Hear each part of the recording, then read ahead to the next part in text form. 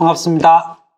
저는 산업문과 안전의 한창현 산업안전 지도사입니다. 오늘은 이제 요즘에 공공기관이나 지자체에서 이제 중대시민재해에 대해서 이렇게 질문들이 자주 오는 것 같아요.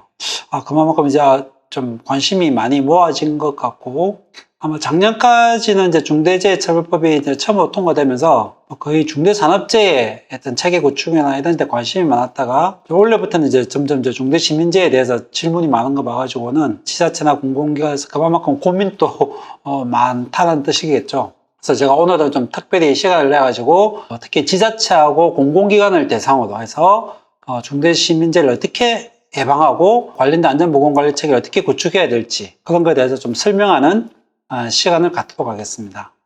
공공기관에 계신 분들 자주 만나보면 아직까지도 현장에 계신 분들 중에서는 중대산업재해하고 중대시민재해에 대해서 잘 구분을 못하는 경우가 되게 많더라고요. 우리가 이제 중대재해처벌법에서 말하는 중대재해는 크게 이제 두 가지로 이제 구분이 됩니다. 하나는 중대산업재해고 하나는 중대시민재해 이렇게 구분이 되는데, 중대산업재해는 말 그대로 현장에서 또는 일을 하다가 근로자가 다치거나 또는 도급이나 용역을 준 그 종사자가 다치는 경우 일하는 사람들을 보호하기 위해서 만든 게 중대산업재해라고 한다면은, 중대시민재해는 어떤 특정 시설물을 이용하는 시민이 다치는 경우 그런 재해를 막기 위해서 이제 중대시민재해 이렇게 구분해서 이제 정의를 하고 있습니다. 좀 더 그럼 자세히 들어가서 중대시민재해라는 거는 법에 이렇게 돼 있어요. 원료나 제조물 또는 공중이용시설, 공중교통수단의 설계상의 결함 또는 제조상의 결함 또는 설치상의 결함 그리고 관리상의 결함에 의해서 중대재해가 나면은 중대재해처벌법으로 처벌하겠다. 쉽게 이런 논리예요. 여기서 가면 많은 중대재해가 뭐냐? 중대시민재해에서 어느 정도 다치고 어떻게 돼야지 그러면 중대시민재해로 볼 수 있냐? 첫 번째가 한 명 이상 사망하면 일단 중대시민재해로 보고 있습니다. 한 명 이상. 그리고 동일한 사고로 이제 병원에서 치료해야 될 요양기간이 2개월 이상인 사고가 10명이 동시에 발생하는 경우. 예를 들면은 기차가 철도에서 전복했는데 거기 한 10명 이상이 다쳤고 그 중에 10명 이상이 2개월 이상의 병원 치료를 받아야 된다. 이러면 그거는 중대시민재해로 본다는 거죠. 그 다음에는 이제 동일한 원인에 의해서 병원 치료를 받아야 될 기간이 3개월 이상, 10명 이상이 질병자가 발병한 경우. 어떤 경우 있을까요? 어떤 음식을 먹었는데 거기에 아주 유해물질이 있어서 갑자기 10명 이상이 식중독으로 3개월 이상 치료를 해야 된다. 그렇게 되면 이것도 중대시민재해로 본다는 거죠. 그래서 중대시민재해는 사망, 부상, 질병 다 이렇게 포함되어 있다. 이렇게 이해해 주시면 될 것 같습니다. 그러면은 이 중대시민재해 예방의 의무가 누가 있냐? 누가 결국은 예방의 의무가 있다는 거는 예방에 실패해서 이제 중대재해가 발생하면은 누가 어떻게 처벌받냐 이런 문제가 되겠죠. 중대시민재해는 민간도 있고 공공 부분도 있어요. 민간 부분에서는 그 시설물이나 공중이용수단 또는 원료 및 제조물을 만들고 관리하는 주체, 그 기업이면 기업 오너고 개인 사업이면 개인 사업주겠죠. 그런 분들이 이제 처벌 대상이 되는 거고, 공공기관에서는 중앙행정기관장, 지방자치제장, 공기업의 장, 또 공공기관장 이런 분들이 다 경영 책임자로서 이 법에 의해서 책임을 지도록 되어 있습니다. 그럼 중대시민재해 적용 대상을 조금 더 깊이 들어가면, 제가 아까 중대시민재해 적용 대상이 원료, 제조물, 그 다음에 공중이용시설, 공중교통수단이라고 했잖아요. 특히 우리 지자체나 공공기관이라고 보면은 지자체나 공공기관이 갖고 있는 모든 시설이나 공중교통수단을 다 포함하는 이런 이 개념은 아니고, 실질적으로 지자체나 공공기관이 그 시설물을 지배하거나 운영하거나 관리하고 있다면은 이 법에 다 적용된다고 봐야 됩니다. 그래서 중요한 거는 실질적인 지배, 운영, 관리 책임 주체자가 그 지자체나 그 지자체와 그 공공기관이라면은 중대시민재해 이걸 예방해야 될 의무가 있다라고 봐야 되는 거죠. 그럼 여기서 말하는 실질적인 지배, 운영, 관리 이게 어떤 개념이냐면은 제일 중요한 개념은 재해 예방에 대한 책임 문제이기 때문에 그 재해를 유발할 수 있는 유해 위험 요인을 충분히 통제할 수 있는 지위 또는 운영 관리 능력이 있는 상태였냐 아니었냐 그걸로 본다는 거죠. 즉 지자체가 도급이나 위탁을 줬다 하더라도 그 시설에 대해서 실질적인 그 지자체나 공공기관이 지배 운영을 하고 있었냐 없었냐, 즉 그 위탁 준 시설물에 어떤 재해가 났을 때 그걸 충분히 위해 위험 요인을 파악하고 개선할 수 있는 능력과 지위에 있었다고 하면은 그 지자체와 공공기관이 그 재해에 대한 실질적인 중대시민재해 책임 단위라고 봐야 되는 겁니다. 다음은 재해의 원인에 대해서 이제 한번 따져봐야 되는데요. 중대시민재해가 원료, 제조물, 공중교통수단, 공중이용시설 여기에 대해서 그러니까 설계, 제조, 관리상의 결함이라고 했잖아요. 그죠? 반대로 그런 결함이 없어도 다칠 수 있죠.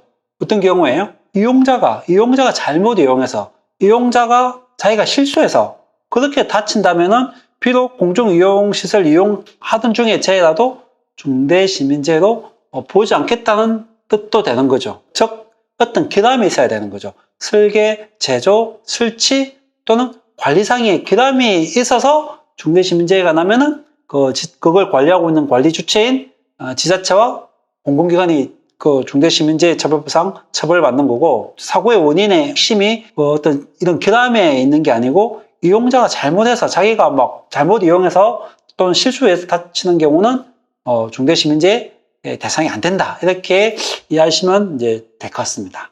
그러면 이제 중대재해처벌법에서 이런 중대시민재해를 예방하기 위해서 그 시설물이나 교통수단을 관리하는 주체가 어떤 의무를 이행해야 되느냐, 그 의무에 대해서도 이제 법에서 이렇게 명시되어 있는데, 첫 번째가 사고가 나지 않게끔, 즉 중대시민재해가 나지 않게끔 필요한 인력을 확보하라고 되어 있어요. 필요한 인력. 인력을 충분히 확보하지 않고 있다가 시민재해가 나면 책임을 진다는 뜻이죠. 두 번째, 필요한 예산을 편성하고 집행해라는 거죠. 충분한 예산도 집행 안 하고 재해가 나면은 책임을 묻겠다는 말과 동일합니다. 여기서 필요한 인력과 예산을 어느 정도의 인력, 어느 정도의 예산에 대해서는 구체적으로 말해놓고 있지는 않은데, 각 시설물마다 지켜야 될 법률이 있습니다. 예를 들면 일반 건축물 같은 경우는 시설물 안전 유지에 관련된 법률, 시특법이라고 하죠, 보통. 시특법상 필요한 인력을 몇 명 확보해라, 소방법에 의해서 예를 들면은 교육 시간 몇 시간 이수한 사람을 확보해라, 그런 규정이 있으면은 그런 거는 관련 법령에 있는 필요 인력이기 때문에 반드시 갖춰야 된다는 거죠. 그런 부분을 안 갖췄다가 만약에 중대시민재해가 나면은 안전보건관리 체계를 구축을 안 했다, 이렇게 판단하고 처벌을 받을 수 있다는 거죠. 다음으로 이제 우리가 이런 예방 의무를 다하기 위해서는 법에서는 관계 법령에 따른 안전점검을 실시하라고 되어 있어요. 특히 공중이용시설물이나 공중교통수단에 대해서는 일상적인 안전점검 또는 정기적인 안전점검, 필요하면 안전진단 이런 게 다 필요하겠죠. 각 시설물이나 공중교통수단과 관련된 어떤 관계 법령에서 점검하라고 되어 있는 거는 다 해라, 이렇게 되어 있어요. 그리고 안전관리 계획을 수립해라, 이렇게 되어 있고, 그 다음에 1년에 2번 이상은 인력과 예산과 안전점검 계획에 대해서 직접 이행 점검을 해보고 책임자한테 보고를 해라, 이렇게 또 법에 되어 있습니다. 그 다음에 이제 인력, 예산, 계획 이런 걸 점검해보고 어떤 문제점이 나올 수 있잖아요. 그 문제점이 나오면은 중대시민재해를 예방하기 위한 필요한 조치를 대야 돼요. 충분히 점검하고 진단해서 여기 문제가 있다라고 나왔음에도 불구하고 조치를 안 했다가 중대시민재해가 발생하면은 책임을 묻겠다는 거죠. 그 다음에 이제 7번째가 위기관리 업무 처리 절차를 마련해라고 되어 있어요. 언제든지 비상 상황이 발생할 수도 있고 중대시민재해가 발생할 수도 있고, 이럴 때 위기를 관리할 수 있는, 빨리 재해자를 구할 수 있거나 응급처치할 수 있거나 제2의 피해자가 나오지 않게끔 빨리 위기 관리를 할 수 있는 그런 처리 절차를 마련하라고 되어 있죠. 그리고 8번째가 이제 도급 용역 위탁 시 그런 위탁업체들이 충분한 안전보건 능력이 있는지 평가 기준을 마련하고, 그분들이 충분히 안전하게 시설물을 관리할 수 있게끔 1년 이상 점검하라고 되어 있습니다. 특히 우리 이제 지자체나 공공기관에서 이제 중요시설물들에 대해서 도급 용역 위탁에서 운영되는 게 되게 많잖아요. 그래서 그런 위탁해서 어떤 맡긴다 하더라도 중대시민재해가 나지 않게끔 그 위탁업체의 안전보고 능력이 어느 정도인지 할 수 있는지 없는지 그거 선정할 수 있는 절차를 다 이게 마련하라고 이렇게 되어 있습니다. 이 8가지가 이제 중대시민재해 예방을 위해서 그 관리 주체가 갖추고 있어야 될 기본적인 안전보건관리 체계라고 보시면 될 것 같습니다. 기타 이제 법에서 이제 관리 주체들에게 요구하고 있는 것은 이제 재해 발생 시 재발 방지 대책, 그건 너무 당연한 거고, 뭐 중앙행정기관이나 지자체에서 어떤 개선 명령이 있으면 그거 이행하는 건 당연한 거고, 네 번째가 이제 관계 법령상의 의무 이행이라는 게 있습니다. 관계 법령상에 각 시설물이나 공중교통수단에 대해서는 각종 여러 가지 법률이 들어와 있습니다. 그 법률을 다 이렇게 이행을 해야 된다는 거죠. 그걸 충실하게 이행했을 때 이렇게 중대시민재해를 예방할 수 있기 때문에 반대로 얘기해서 그 법령을 제대로 이행하지 않다가 중대시민재해가 발생하면은 그것도 중대재해처벌법 위반으로 처벌할 수 있다 이렇게 보시면 될 것 같습니다. 그리고 이제 그 각 관계 법령상에 보면은 교육을 받을 그 규정을 다 정해놨어요. 뭐 소방법, 전기법, 가스 관련법, 뭐 시설물 특별 유지 관련법에서 만약에 혹시나 그 관계자들이 일정한 교육을 받도록 되어 있으면은 그것도 충실히 다 이행해야 되겠죠. 그것도 이행하지 않으면은 체계 구축이 제대로 안 되어 있다라고 볼 수 있기 때문에 그런 관계 법령상의 교육 의무사항도 다 이행을 하셔야 되겠습니다. 다음에 이제 처벌 수위와 처벌 내용인데요. 어쨌든 지자체나 공공기관이 중대시민재해를 예방하기 위한 체계 구축도 하고 뭐 안전조치도 하고 해야 되는데 만약에 예방에 실패해서 만약에 이제 중대시민재해가 났다. 그럼 이제 어떻게 법에서 처벌하게 돼 있냐 이게 또 중요하겠죠. 경영 책임자. 뭐 지자체는 지자체장이고 공공기관은 이제 공공기관의 장이겠죠. 그 사람한테 사망자가 만약에 발생하면 1년 이상의 징역 이렇게 되어 있습니다.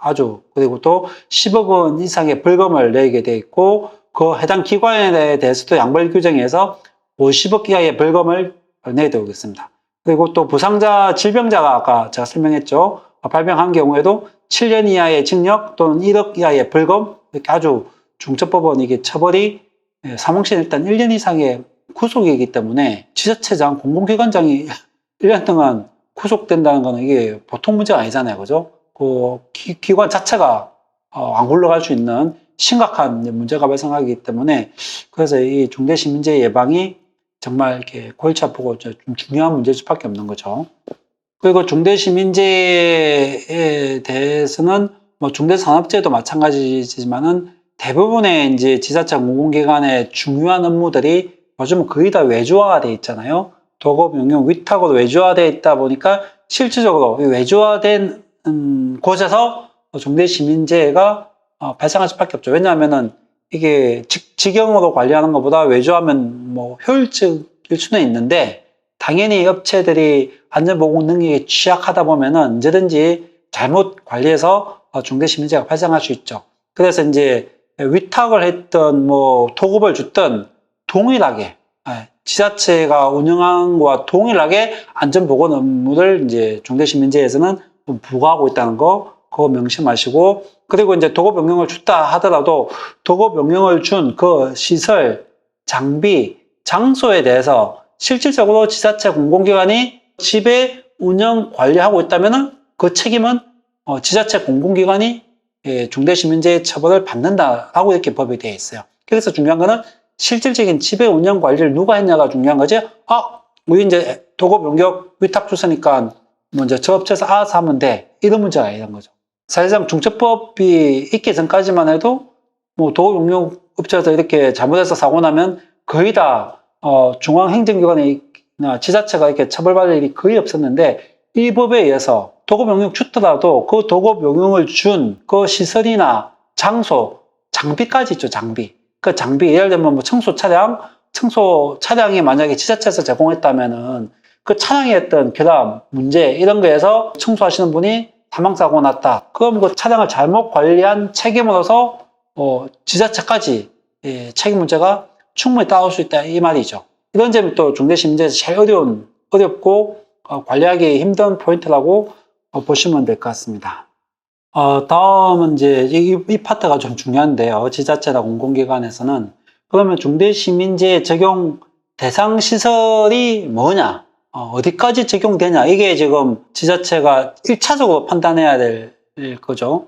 지자체나 공공기관은 규모가 엄청 크잖아요, 이미. 부서도 엄청나게 많고, 그런 데서 또 관련한 시설이나 그런 게 되게 많을 수밖에 없는데, 어디까지 지자체 공공기관이 중대시민재해 적용 대상인지, 이게 되게 중요하거든요. 이제 법에서는 아까 원료와 제조물, 그다음에 공중이용시설, 공중교통수단 이렇게 세 가지로 돼 있잖아요. 그죠? 그런데 원료 및 제조물, 그다음에 공중교통수단은 뭐 지자체나 공공기관에서 직접적으로 그렇게 많은 관련은 없을 것 같아요. 물론 시외버스나 뭐 철도나 뭐 선박이나 이걸 운영하는 지자체가 있다면 거기는 여기가 대상이겠지만은 일반적인 공공기관이나 대부분 행정기관 지자체 같은 경우는 대부분 이제 공중이용시설물, 거의 공중이용시설물이 제일 많겠죠. 적용되는 게 이 법이. 그래서 제가 설명도 주로 공중이용시설물 대상으로 해서 어떤 대상 시설물이 있는지 간단하게 설명을 하고, 원료 제조물 같은 경우도 이제 원료 제조물 하니까 너무 뜬금없잖아요.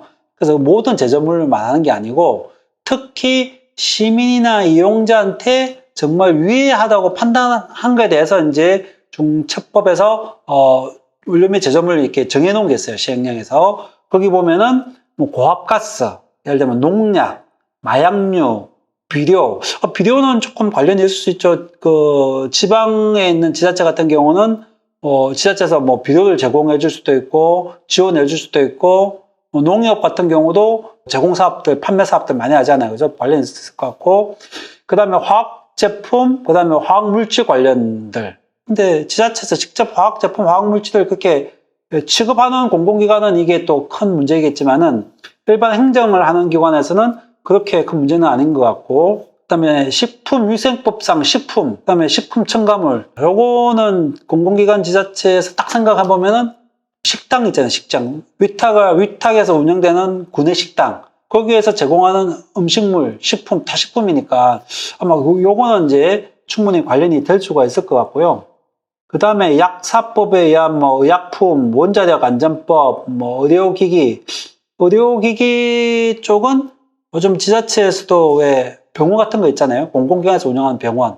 이런 같은 경우는 충분히 의료기기한 사고 이런 게 나면 이제 중대시민재로 본다니까 그쪽에서 또 되게 중요한 관련된 상황인 것 같고, 그다음에 총포화약법 뭐 이런 거는 그렇게 뭐 관련 없는 것 같고, 그래서 어쨌든 원료 제조물은 다행히 이제 공공기관 지자체하고 그렇게 많은 관련은 없는 것 같고요. 그다음에 공중교통수단도 뭐 항공기, 선박, 지하철, 철도 이런 거 지자체가 직접 운영하진 않잖아요, 대부분. 그래서 이것도 많이 관련 없는 것 같고, 중요한 거는 이제 공중이용시설물이겠죠. 공중이용시설물 같은 경우는 이제 크게 두 가지 법률이 제일 많이 작용돼요. 시설물 안전 유지에 관련된 특별법하고 실내 공기질 관리법에 의한 시설물들. 시설물 안전 유지에 관련 법률은 일단 모든 시설물은 건축물도 마찬가지고 다 만들고 난 다음에 시간이 되면 다 노후화되죠. 콘크리트도 그렇고 목재 건물도 그렇고 철골 구조도 그렇고 다 노후화되면서 이게 구조적인 취약성이 드러나죠. 그러다 보면 언제든지 이제 사고가 날 수 있잖아요.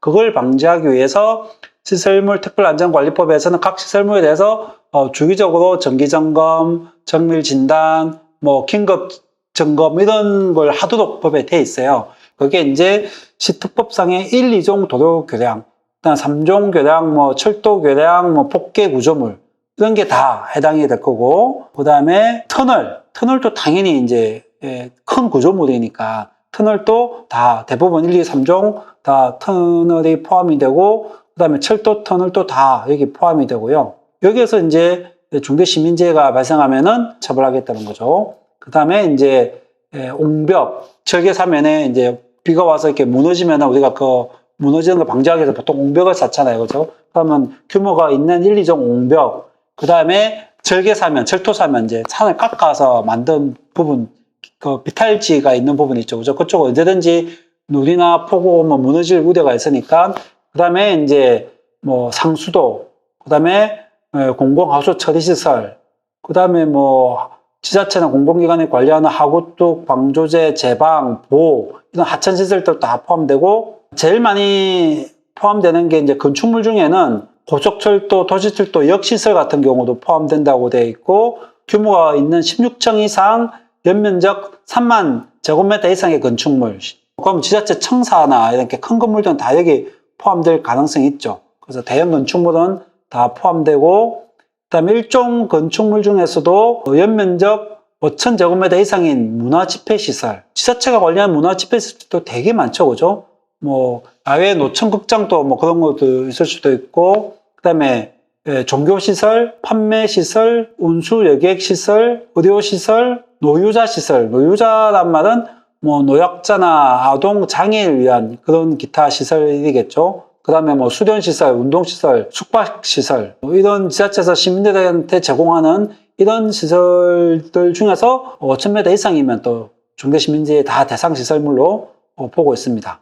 그리고 이제 항만 쪽에서는 뭐 방파제, 호환, 뭐 계류시설, 댐 이런 것도 지자체 공공기관이 관리한다면은 다 여기에 포함되겠죠. 그다음에 이제 실내 공기질 관리법도 이제 다 적용이 되는데, 실내 공기질 관리법에 적용되는 건축물은 지하역사, 지하도상과 도서관, 박물관, 미술관, 일정 규모가 되는 뭐 옥내 전시시설, 뭐 1,000석 이상의 규모가 있는 공연장, 실내 공연장, 실내 체육시설, 뭐 의료기관, 장례식장, 노인 요양시설, 어린이집도 좀 포함되어 있죠. 어린이집들도 430 제곱미터 이상의 어린이집은 또 중대시민재 보호 대상이기 때문에 이런 규모의 이런 시설물에 대해서는 다 중대시민재가 되는 거고, 이 시설을 지자체나 공공기관이 도급 용역 위탁을 해서 운영하더라도 실질적인 지배관리 운영, 실질적인 지배관리 운영이라는 것은 예산의 통제, 인력의 통제, 사업계획의 승인, 뭐 허가 이런 게 지자체나 공공기관이 하고 있다면은 실질적인 관리 주체가 보는 거죠, 지자체가.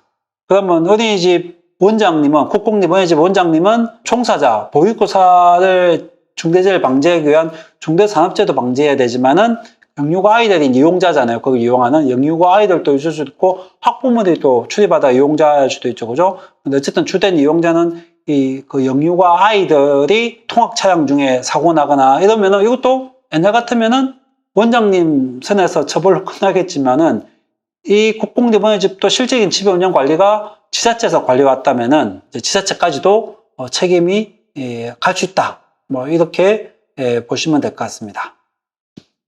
이번에는 이제 그러면은 제가 이제 공공기관 지자체에서 제일 신경을 많이 쓰고 또 관리 대상이 제일 많은 공중이용시설에 대해서 그럼 구체적으로 무슨 의무를 수행해야 되느냐, 어떤 안전 보건관리 체계상의 의무를 이행해야 되느냐, 이제 이걸 조금 설명을 드릴 건데요. 표를 하나 보시면은 첫 번째가 이제 제일 먼저 안전계획을 수립해야 되겠죠. 뭐 우리가 땡땡땡 지자체라면은 우리 지자체 내에 어떤 시설물들이 있는지 다 이렇게 찾아내서 그 시설물들을 언제 점검하고, 언제 정기 점검하고, 언제 정밀 진단하고, 누가 할 것이며, 누가 어떻게 보고하고, 점검에서 문제점이 나오면 언제 어떻게 조치하고, 인력과 예산은 언제 어떻게 편성하고, 역할 분담은 어떻게 하고, 뭐 문제가 있으면 주민들한테 어떻게 공고하고, 이런 모든 게 계획이죠. 먼저 그래서 각 부서별로 그 시설물을 관리하는 부서에서 안전 계획을 수립해야 되겠죠. 계획을 수립하면 그 계획에 수립된 대로 안전 인력과 예산을 편성하고 이제 운영해야 되겠죠.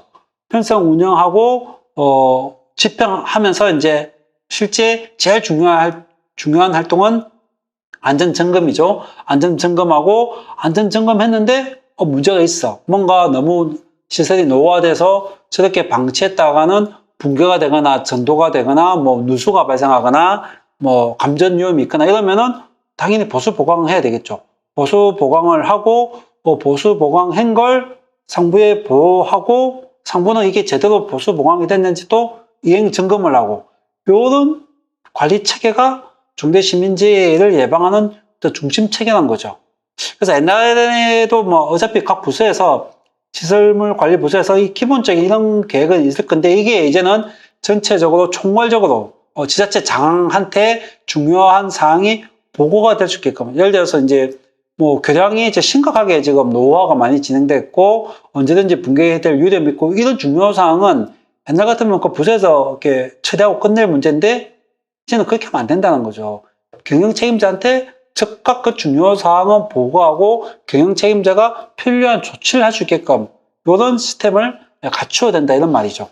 그럼 첫 번째 이제 안전계획 수립 이행인데 안전계획 수립 이행을 위해서는 먼저 인력과 예산을 어떻게 편성할 건지 언제 점검하고 정밀 진단은 어디에 할 건지 보수 보강이나 유지 보수 관리는 어떻게 할 건지 이 전반에 대한 안전계획을 수립해야 되고요.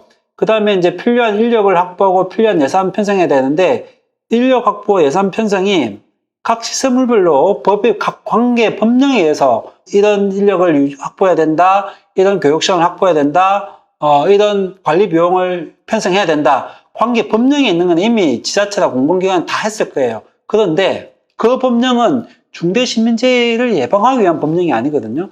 그 시설물이 전도되거나 붕괴되거나 어떤 문제가 생기거나 그걸 방지하기 위해서 필요 인력을 조달한 거지.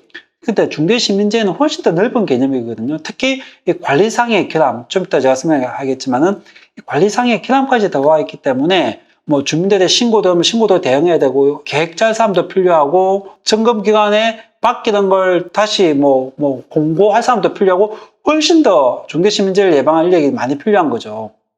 근데 그런 점들이 기존에 우리가 편성해 놓은 인력과 예산 가지고는 이 중대시민재해를 예방하기에는 제가 보기에는 턱없이 부족하다.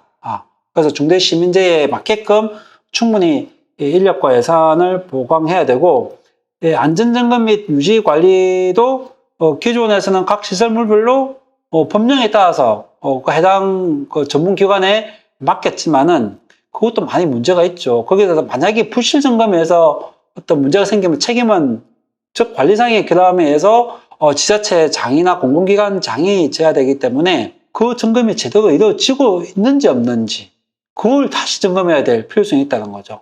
지금 뭐 그게 너무 저희들한테도 한 번씩 그런 거 보면 금액이 너무 저가한 거죠, 공공기관이. 물론 공공기관 예산이 풍부하면 높은 비용을 하겠지만은 낮은 비용에 그 넓은 시설을 점검하다 보니까 당연히 부실 점검이 이게 올 수밖에 없죠.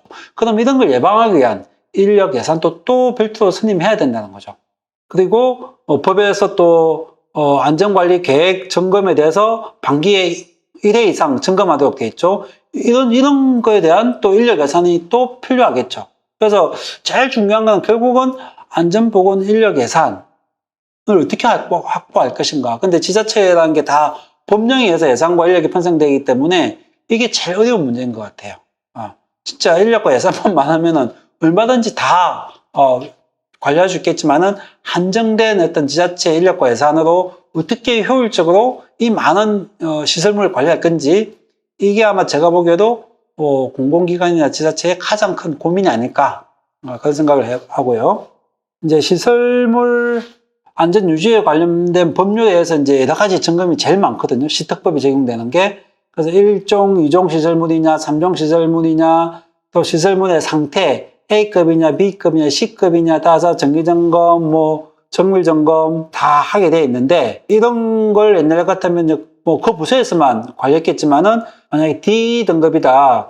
그러면 아주 등급이 나쁘게 나왔잖아요. 그럼 위험하거든요. 옛날 같으면은 이 정도 예산을 투입할 거, 이제는 중대시민재해 사망사고가 안 나야 되니까, 더욱더 그런 시설물에 대해서는 그 부서에만 맡기지 말고 중앙이나 또는 중앙에 있는 시민재해 전담부서 또는 외부의 전문기관을 통해서 제2, 3중의 안전점검을 하는 이런 것도 한번 점검을 해볼 필요가 있다.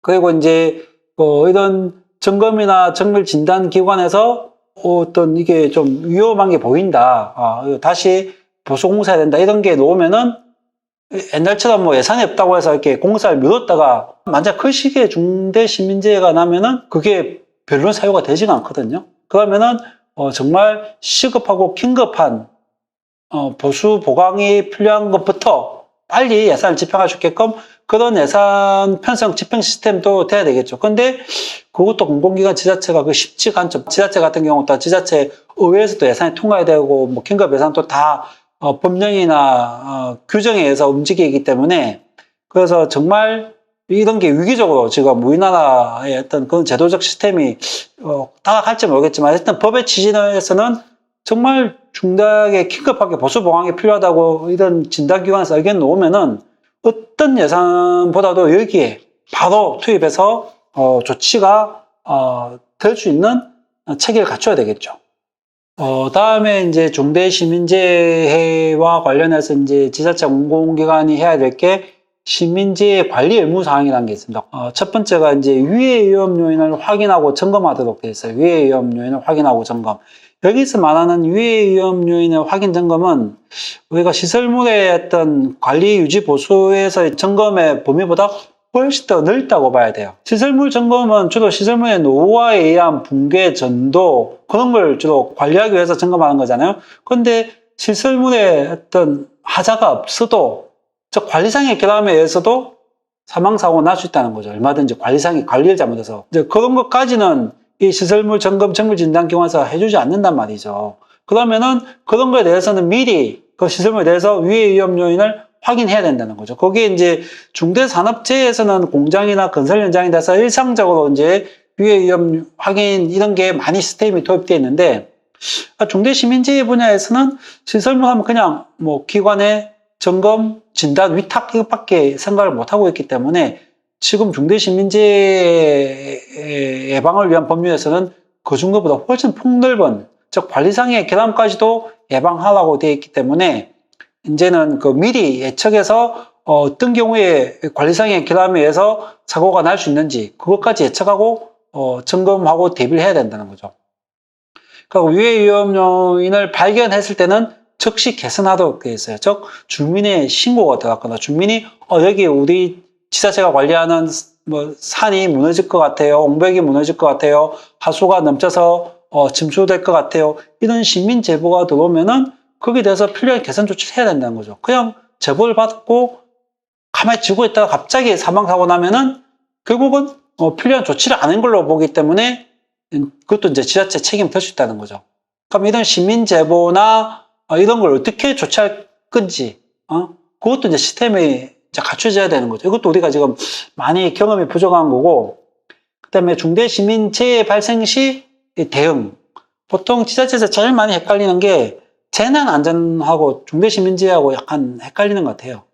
재난안전은 뭐 재난안전법도 있지만은 말 그대로 재난이죠. 뭐 태풍, 해일, 뭐 지진 이거 다수의 사망자가 발생하고 다수의 부상자가 발생하는 걸 개념에 의해서 그런 자연재해, 자연재난에 대해서 어떻게 대응할 건가 그게 재난이고 중대시민재해는 그 다수의 재해도 물론 포함될 수도 있지만 대부분은 소수의 시민 한 명이든 두 명이든 소수의 이용자가 그 시설물을 이용하다가 사망하거나 한 두세 명이 다치거나 이런 경우가 중대시민재해거든요. 그래서 재난하고 중대시민재해하고는 약간 다른 개념이라는 거죠. 그래서 어떤 이용자가 시설물을 이용하다가 추락했다면은 제2, 제3자가 추락할 수도 있다는 거죠. 그런 걸 방지하기 위해서 발생 시 어떻게 대응할 건지 거기에 대한 매뉴얼 시스템 그러면 재해 유형별로 그것도 다 이렇게 구축해내야 되겠죠.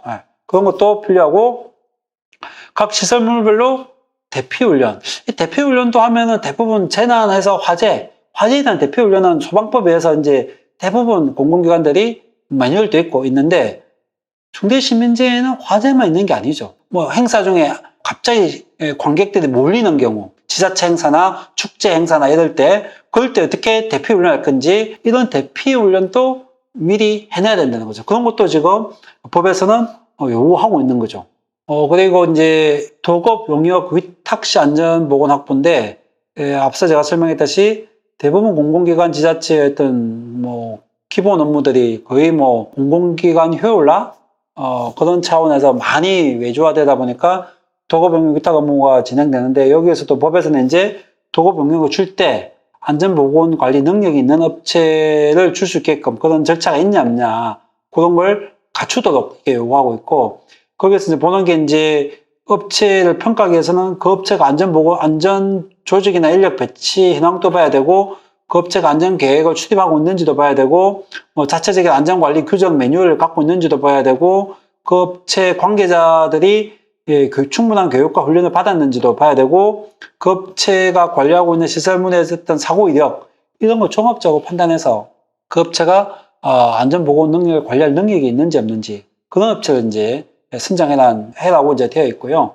그 다음에 이제 도급 용역 위탁 시 중대재해 예방을 위한 비용도 이렇게 지급하도록 이렇게 되어 있는데, 도급 용역 위탁 업체가 이제 안전 계획을 이행하는데도 비용이 필요할 거고, 시민재해 관리 업무 처리 절차를 이행하기 위해서도 비용이 필요할 거고, 도급 용역 업체가 관련 시설물의 각종 관계 법령을 다 지키려면 거기에도 많은 교육비, 인건비, 기타 교육훈련비 이런 게 다 포함되겠죠. 그런 비용에 대해서도 지자체에서 충분히 주고 도급 용역을 줘야 되는데, 도급 용역도 이렇게 너무 저가 입찰 중심으로 하다 보면은 그 용역비 안에 충분한 이런 안전계획이나 시민재해 예방 비용, 예산 편성, 관계 법령을 이행해야 할 때 필요한 비용이 도급 금액에 포함 안 될 수도 있다는 거죠.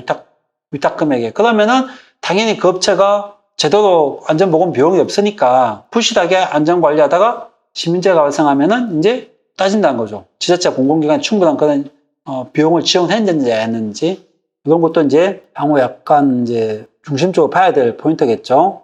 그리고 도급 용역 업체가 제대로 안전보건을 유지하고 있는지 이것도 연 1회 이상인지 이게 점검하도록 되어 있고, 도급 용역을 맡은 수급업체에서는 당연히 또 법에서 안전관리계획 수립하고 관계 법령에 따른 인력을 충분히 확보하고 예산 집행하고 똑같아요.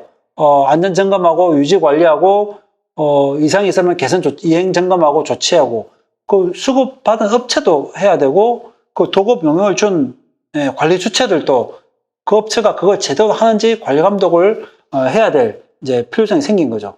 이제 옛날처럼 그렇게 도급 용역 줬고 계약서에 안전보건 책임 다 너희가 이렇게 한다고 해서 이제 되는 게 아니라는 거죠.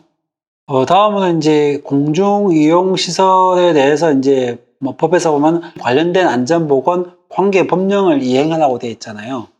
이게 너무 지키기 힘들고, 이게 지자체가 관련 시설물이 한 종류고 하나밖에 없어, 몇 개밖에 없으면 관련된 법률 다 지키면 되는데, 공공기관 지자체가 관리하는 시설물이 다 다르고, 종류도 틀리고, 관련 법률도 다 다르고, 또 대상 수가 너무 많다 보니까, 이게 이제 되게 힘든 부분 같아요. 관련된 법률들이 쫙 다 있단 말이죠. 여기에 있는 관계 법령에서 점검, 진단, 관리사항 지켜야 될 규정, 이런 것들은 다 지켜야 되는 거죠.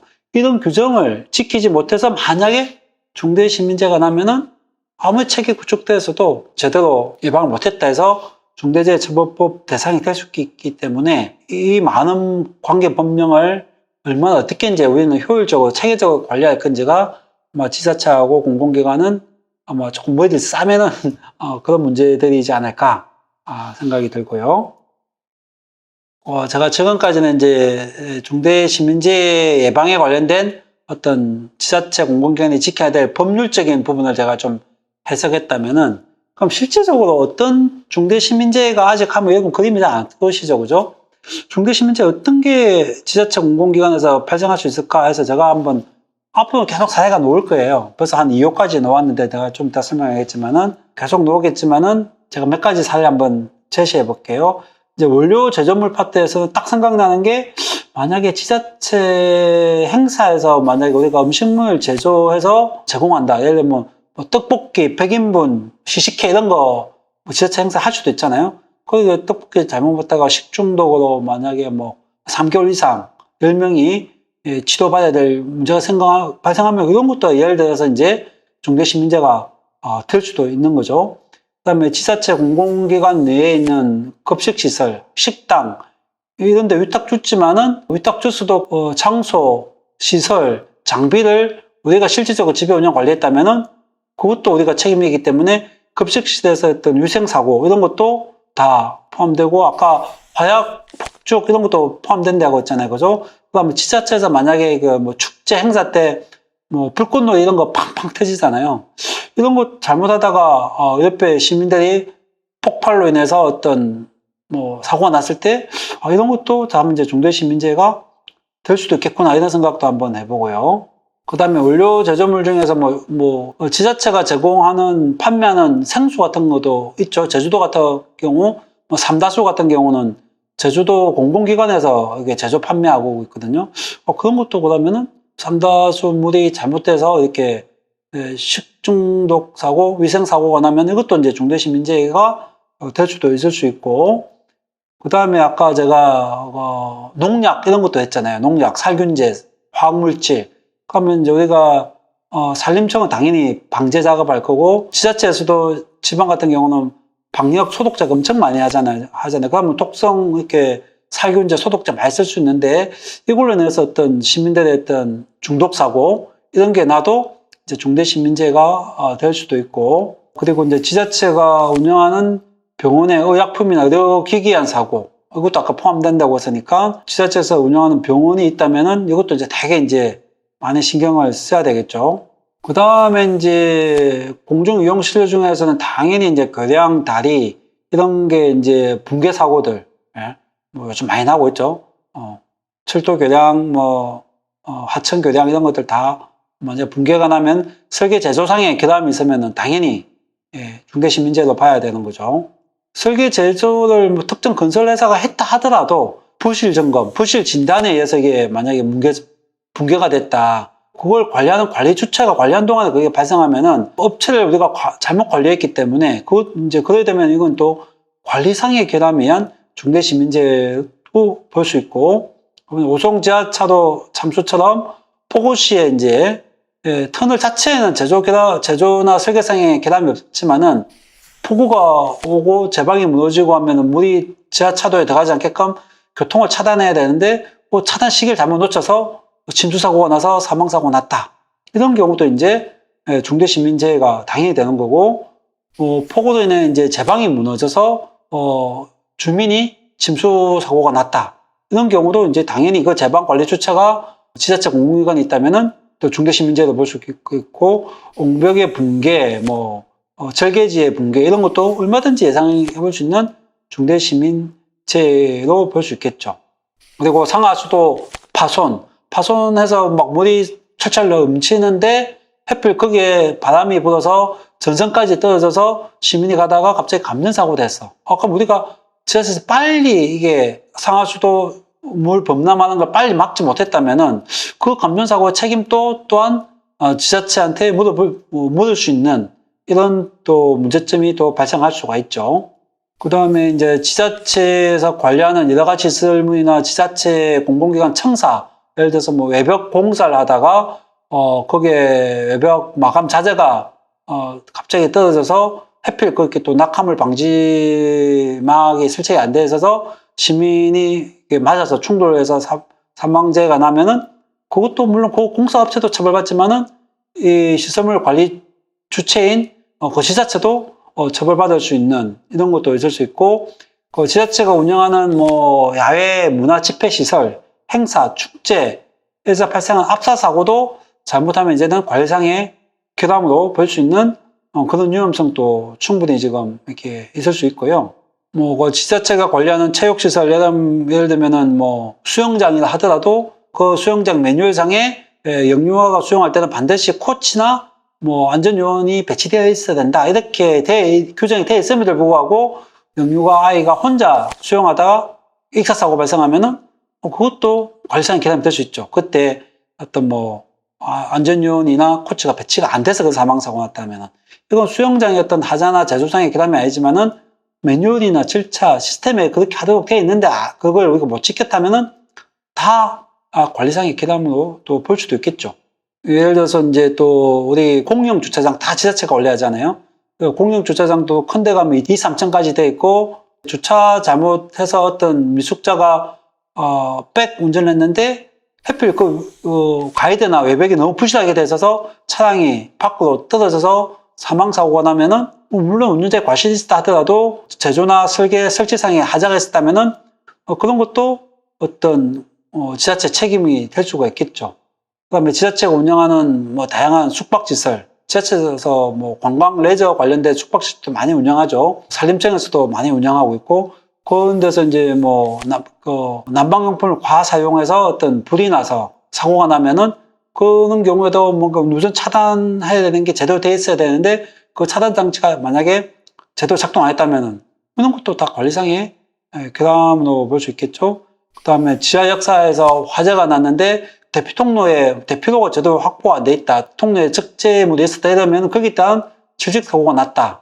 대피 못해서 질식사고 나면 이런 것도 다 그 지하 역사의 관리 책임이 그 지하 역사 관리하는 관리 주체도 있겠지만 만약에 지자체가 같이 되어 있다면은 관리상의 결함이 될 것 같고 지자체가 관리하는 전시실 전시물이 갑자기 잘못 설치해서 떨어져서 시민이 다쳤다. 이런 것도 다 관리상의 결함이 될 수 있고 지자체가 관리하는 노인요양시설 이런 데서 만약에 엘리베이터가 갑자기 작동이 안 돼서 아주 연세가 많으신 분들이 심장도 안 좋은 분이 거기 갇히게 되면은 얼마든지 갑자기 심정지가 올 수 있죠. 이런 것도 다 관리상의 결함이 아니라고 볼 수 없고 또 지자체에서 관리하는 국공립 어린이집에 이제 예를 들면 아동용 차량은 다 아동용 안전벨트 하게 돼 있는데 안전벨트가 설치 안 됐을 때 이게 너무 노후화돼서 아니면 설치는 됐는데 제대로 작동이 안 돼서 갑자기 급정지하는 바람에 아이가 앞으로 튀어나와서 충돌해서 만약에 중대 심리재가 발생하면은 이것도 당연히 그 국공립 어린이집 원장뿐만 아니라 그 관리 주체인 그 지자체장도 중대 심리재 처벌 대상이 될 수도 있는 이런 경우가 있겠죠. 그래서 아마 중대 심리재는 우리가 상상을 안 해봤고 또 지금까지 통계나 이론이 별로 없다 보니까 이게 피부에 잘 와닿지 않는데 저도 계속 강의를 하고 이게 법을 자세히 점검하면서 와 이게 중대산업재해보다도 더욱더 많은 재해 유형과 관리 범위가 넓을 수 있다. 그게 특히 단순히 설계, 제조, 설치상의 결함이면 이해되는데 여기에 관리상의 결함이 포함되어 있기 때문에 이게 아마 중대산업재해보다 예방하기가 더 어려울 수도 있다. 저는 이런 생각을 하고 그래서 조금 경각심을 가지고 우리가 이 법을 좀 봐야 되겠다 하는 말씀을 좀 드립니다. 이번에는 이제 지자체 공공기관에서 이 중대시민재해를 예방하는 게 상당히 어려울 수 있다. 어려울 수밖에 없는 근본적인 이유에 대해서 제가 한번 몇 가지를 한번 짚어봤는데 이걸 좀 같이 공감이 돼야지 오히려 더 효율적으로 어떻게 관리해야 될 건지 방안이 나올 것 같아서 근본적으로 우리가 왜 어려운지를 조금 이해하고 이게 들어가야 될 것 같아요. 첫 번째, 지자체나 공공기관은 당연히 관리 대상 시설물이 너무 많아요. 지자체 공공기관 물론 인력도 많고 우리 예산도 많다지만은 그 인력과 예산이 이 중대시민재해를 예방하기 위해서 예산과 인력이 편성된 게 아니거든요. 중대시민재해가 갑자기 중처법이 생기면서 되었기 때문에 이걸 예방하기 위한 별도의 인력과 예산이 충분히 확보해야 돼야 되고 그래야지 이게 시설물에 대한 관리가 가능한데 지금은 한정된 예산과 한정된 인력과 이 광범위한 시설물을 관리하기가 너무 어려울 수밖에 없다. 이런 이야기 말씀드리고 대부분이 또 이런 시설물들이 도급 운영 위탁에 의해서 운영되고 있다는 거죠. 옛날처럼 지자체가 직영으로 하면은 직접 교육도 하고 훈련도 시키고 막 이렇게 명령도 바라바라 할 수 있는데 대부분 도급 운영 위탁 업체한테 이렇게 많이 위탁이 되어 있고 또 위탁되는 과정에서 이게 저가 경쟁에 의해서 이렇게 한정된 예산으로 하다 보니까 아무래도 낮은 가격에 줄 수밖에 없기 때문에 충분히 안전보건 능력이 안 된 업체들이 운영할 수밖에 없는 경우가 되게 많죠. 그러다 보면은 안전보건 관리 계획이나 전문 인력이나 이런 게 확보 안 된 상태에서 운영하다 보면 얼마든지 사고가 날 수 있고 그런 것도 아주 근본적인 취약점이고 문제점이고요. 그 다음에 지자체 공공기관 내에 이런 중대시민재해나 이런 분야에 대한 전문가나 어떤 관계 당사자들의 전문성이 되게 떨어진다는 생각이 들어요. 그거는 공공기관의 특성이 계속 부서이동도 있겠지만은 일단 중대시민재해 개념도 어렵고 또 중대시민재해가 어느 한 개 관련된 법률만 적용되는 게 아니거든요. 자연재해 관련 법률, 소방, 전기, 화학물질, 건축물 안전, 여러 가지 관계 법령이 다 이게 적용되다 보니까 여기에 대해서 이제 많이 전문가가 상당히 많이 부족하고 그리고 또 이 법이 이행하기 힘든 게, 앞서 제가 계속 얘기했지만 중대시민재해에 대한 사례가 지금 모아진 게 없어요. 어느 지자체 공공기관에서도 중대시민재해 사례가 있으면 우리가 분석도 하고 예방도 하고 대처도 하고 그런 걸 막 개발할 수 있는데, 이제 중대시민재해 처벌법이 생기서니까 이게 예측이 잘 안 되는 거예요. 어떤 중대시민재해가 발생할지 예측이 안 되니까 예방이 어렵고 그럴 수밖에 없는 거죠. 그리고 중대시민재해 개념, 범위가 이해하기 쉽지 않다. 그래서 아까 말했듯이 시설물, 공중교통수단, 원료 제조물, 거기에 제공되는 법률도 너무 다양하고 대상시설물도 너무 많기 때문에 이걸 쉽게 이해하고 접근하기가 쉽지 않다는 것도 이 법의 좀 맹점이고요. 그 다음에 재해 발생에 대한 예측이 어렵다. 이게 중대산업재해 같은 경우는 주로 우리 근로자나 도급변경 위탁 종사자이기 때문에 이미 어떤 재해가 날지 통계도 있고 또 예측이 가능해요. 근데 중대시민재해는 불특정 다수가 이용하잖아요. 그죠? 그 중에는 어린 아동도 있을 수 있고, 임산부가 있을 수도 있고, 노약자가 있을 수도 있고, 장애인이 있을 수도 있고, 이분들은 일반 정상인에 비해서 훨씬 더 취약하다 보니까 어디서 어떤 사고가 날지 모른다는 거죠. 똑같은 공원 시설 이용하더라도 이용자의 신체 상태, 발달 상태에 따라서 충분히 재해는 다르게 나타날 수 있으니까 이제는 그런 것까지도 예측하고 예방을 해야 되기 때문에 이게 상당히 쉬운 분야는 아니다, 이런 생각이 들고요. 그 다음에 관리 대상 시설물에 따라서 안전보건관계 법령이 정말 복잡하고 다양하게 적용된다. 이것도 관리하기 어려운 포인트 중에 하나고, 또 어떤 시설물 같은 경우는 중앙정부, 지자체, 또 그 시설물 관리하는 공공기관이 다 다를 수 있어요. 예를 들면 우리 오송지하 차도 침수 사건도 보면은 그 차도를 미리 차단했냐 안 했냐 이 문제인데, 이것과 관련해서 책임이 어떻게 발생하냐면 그때 태풍이 왔었고, 그럼 기상청에서 기상정보를 댐 관리하는 수자원 공사 알려줘야 되겠죠. 그럼 수자원 공사는 기상청의 기상정보를 가지고 예측해서 댐을 언제 어떻게 방류할 거다 하고 하천의 수위를 또 관련 통제소나 관리소 알려줘야 되고, 그 하천의 수위하고 댐 방류량을 또 지자체한테 알려줘야 되고, 그 지자체는 그걸 다시 오송 지하차도를 관리하는 부서에 지시가 전달돼야 되고, 그게 제대로 전달된 다음에 그 부서가 그걸 차단해야 되는데, 이 과정이 얼마나 복잡하냐는 거죠. 어떤 시설물에 따라서는.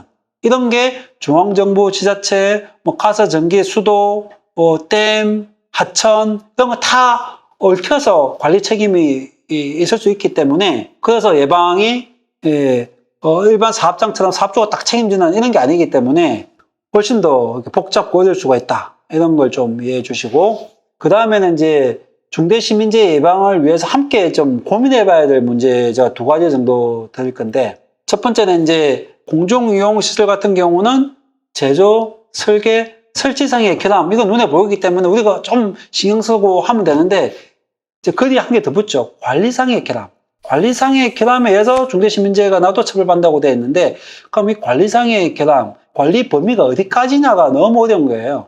관리 범위는 지하차도면 지하차도의 이용 목적에 맞는 모든 관리는 다 포함될 거고, 댐이면 댐의 이용 목적에 맞는 모든 관리, 하천이면 하천, 제방이면 제방의 이용 목적에 맞는 모든 관리. 그러면 그게 관리란 거는 그게 관련된 법령, 시행령, 시행규칙, 고시 이런 것도 다 포함될 거고, 내부 운영 규정, 지침, 매뉴얼 이런 것도 다 관리겠죠. 그런 관리 매뉴얼이나 지침이나 규정에 있는 걸 우리가 한 개라도 잘못 적용해서 관리를 못해서 사고가 나면은 책임을 져야 된다는 거죠. 그래서 제가 이 법의 가장 큰 명점은 이 관리상의 범위가 너무 포괄적이고 넓다는 거죠. 침수 사건도 결국 관리상의 결함이거든요. 그래서 이 관리상의 결함에 대한 앞으로 이제 이게 우리 관리 범위에 있었냐 없었냐가 아마 재판에서도 제일 아마 쟁점일 것 같아요. 결국 지자체나 공공기관은 우리 예산도 없고 인력도 없었다. 우리 요청했지만은 중앙정부에서 기획 인력 예산이 안 내려져서 그 관리를 하고 싶어도 관리를 못했다. 이런 이제 변론들이 엄청나게 많이 나올 건데, 그러면은 예산과 인력은 또 중앙정부에서 기재부에서 다 또 내려와야 되는데 이런 문제가 과연 우리가 제도적으로 정비가 돼 있냐, 법률적으로. 그래서 이제 앞으로 이런 문제를 어떻게 해결해야 될지 되게 난해한 문제다. 그 다음에 제가 또 한 개 보는 거는 요즘에 이제 기후위기 정말 심각하잖아요. 그죠? 태풍의 세기도 세고 폭우량도 일순간에 100mm, 200mm씩 이렇게 오는 이제 상황이 되어버렸고, 중대시민재에서 자연재해에 의해서 이렇게 중대시민재해가 발생하는 거는 중대시민재해 보지 않아요. 그거는 자연재해에서 불가 학력적으로 어쩔 수 없는 경우는. 그런데 만약에 우리가 이런 산불이나 이런 폭우가 계속 반복되어 왔고, 매뉴얼상에, 지침상에, 규정상에 이런 걸 하기 위해서 이런 거 해라 하고 매뉴얼에 다 돼 있어. 그런데 그거 매뉴얼 다 못 지켜서 중대시민재해가 났다. 이제 이걸 계속 옛날처럼 자연재난, 기후위기 때문에 발생한 재난이라고 변론할 수 있냐 이 말이죠. 아니란 말이죠.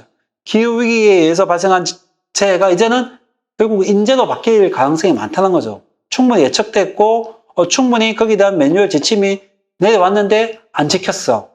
이래 되면은 이게 다 관리상의 결함으로 다 바뀔 수 있는 문제이기 때문에 저는 이 문제도 엄청나게 어려운 문제다. 그러니까 뭐 지자체에서 관리해야 될 하천 제방만 해도 엄청나게 많을 건데 그 폭우 태풍에 어떻게 대비해야 될지 이런 문제 한 가지만 보더라도 이게 중대시민재해는 상당히 어려운 문제다.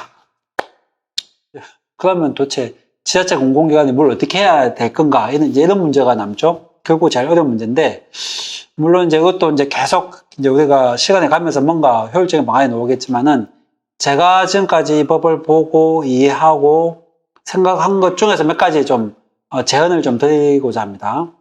일단 지자체 공공기관 각 부서별로 관리하는 시설물이 중대재해 시민재해 대상 시설물인지 아닌지부터 정확하게 파악해야 돼요.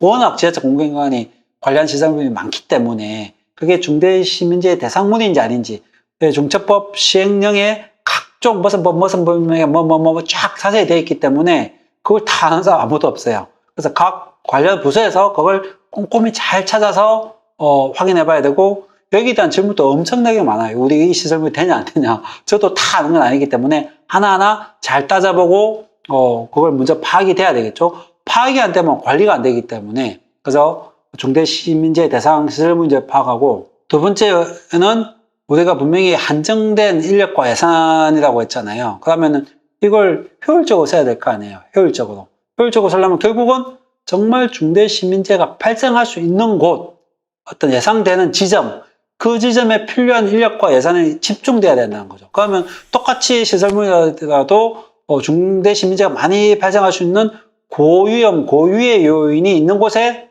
예산과 인력을 투입해야 된다는 거죠.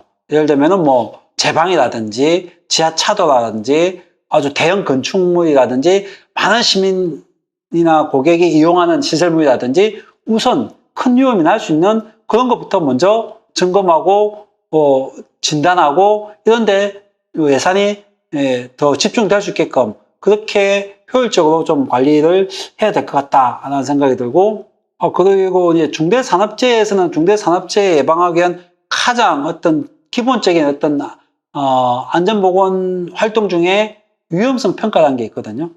원래 위험성 평가는 근로자나 종사자 일하는 사람들을 보호하기 위해서 하는 개념인데, 저는 한 번씩 가끔 중대시민재해도 위험성 평가를 해볼 필요가 있지는 않을까. 그래서 특히 고위험 시설물에 대해서는 시민들이 어떤 유형으로 시민재해가 날지 미리 위험성 평가를 해보는 것도 그런 제가 제안을 하나 드리고요. 그 다음에 이제 우리가 대부분 지금까지는 시설물을 외부 점검기관이나 진단기관에 이제 맡기고 있었는데, 맡길 수밖에 없죠. 어차피 지자체 직접 하면 제일 좋겠지만 직접 할 수는 없을 거니까 이제는 맡기더라도 제대로 맡겨야 된다는 거죠.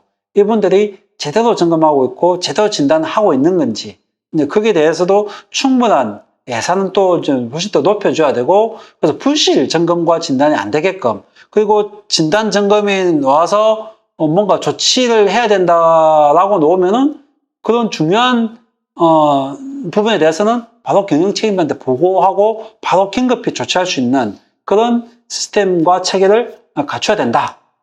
그 말씀을 드리고 싶고, 그 다음에 이제 너무나 많은 다양한 시설물과 대상이 있기 때문에 이걸 그 시설물의 종류, 특징, 목적, 특히 위해 위험 요인, 그걸 유형별로 묶어서 관리하는 게 좋다는 거죠. 예를 들면은 지자체에서 관리하는 국공립 어린이집이 있다면은 국공립 어린이집에서 발생하는 위해 위험 요인하고 지자체에서 관리하는 지하차도에서 발생하는 위해 위험 요인은 완전히 다르잖아요. 그럼 관리 방식도 달라야 된다는 거죠. 그러면은 국공립 어린이집에 맞는 안전보건관리 체계, 이런 매뉴얼이 하나 있어야 되고, 지자체가 관리하는 지하차도에 대한 안전 관련 매뉴얼 체계, 이렇게 종류별로, 제 유형별로, 시설물 특징별로 묶어서 이렇게 체계 관리를 하는 게 중요하다. 그냥 전체 뭉뚱그린 그냥 공중유용시설물 안전보건관리 체계 시스템 툭 던져놓으면은 그 해당 부서에서는 자기하고 하나도 안 맞고 어떻게 해야 될지 모르기 때문에 제대로 된 예방이 안 된다는 거죠.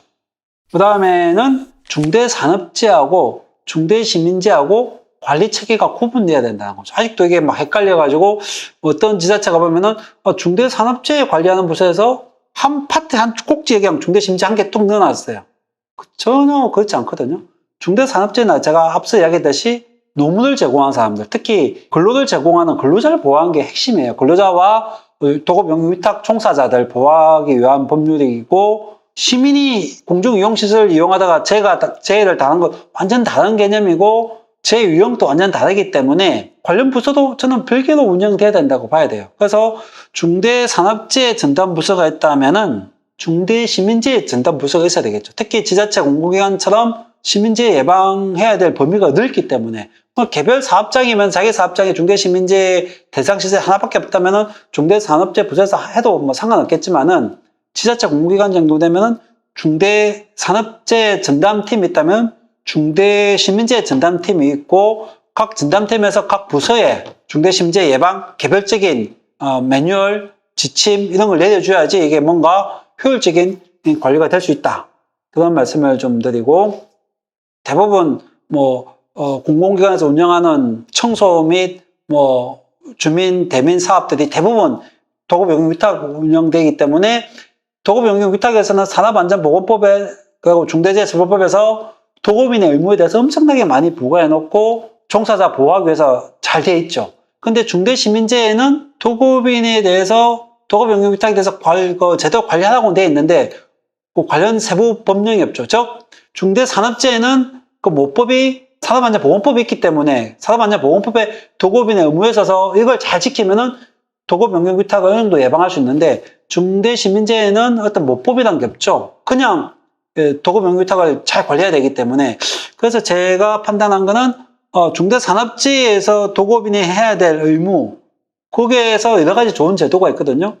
그런 걸 중대시민재해에서도 차용해서 응용해서 쓸 수가 있겠다. 예를 들어서 안전보건 능력 수급업체를 설정하는 절차를 마련해야 되는 거, 이것도 하고, 중대산업재해에서는 안전보건 총괄 책임자를 선임하게 돼 있어요. 그럼 우리도 도급 응용을 많이 해준다면은 그 지자체 내 또는 그 공공기관 내 중대시민재해 예방을 위한 안전보건 총괄 책임자, 이렇게 선임할 수도 있겠죠, 우리가 스스로.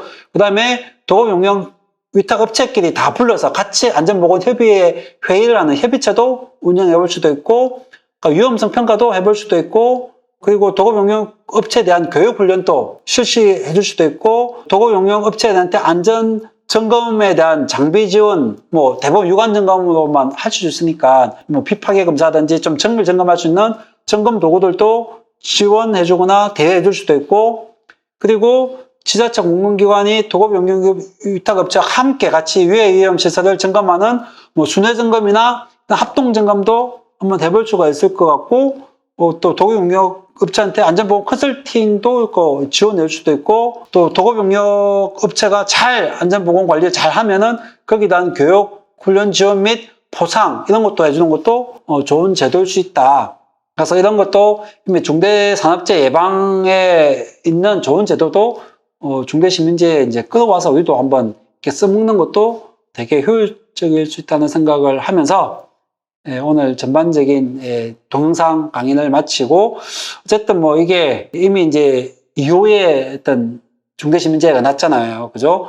분당 정작교 붕괴사고가 한번 중대시민재해 1호가 났고, 그리고 오송 지하 침수사고 이제 2호가 드디어 터졌어요. 이제 3, 4호 이제 어차피 계속 아마 터질 수밖에 없는 구조인데, 우리가 미리 조금 이 법을 이해하고 미리 예측하고 조금 더 노력한다면은 그 제2, 제3의 사고를 조금이라도 예방할 수가 있기 때문에 그렇게 간단한 분야는 아니지만은 지금부터 지자체와 공공기관이 이제 다 같이 노력해서 이렇게 예방한다면은 훨씬 더 또 안전하고 건강한 사회가 될 수 있으니까 여러분 다 같이 노력하고 저도 조금이라도 알려줄 수 있게끔 최선을 다하겠습니다. 네, 감사합니다.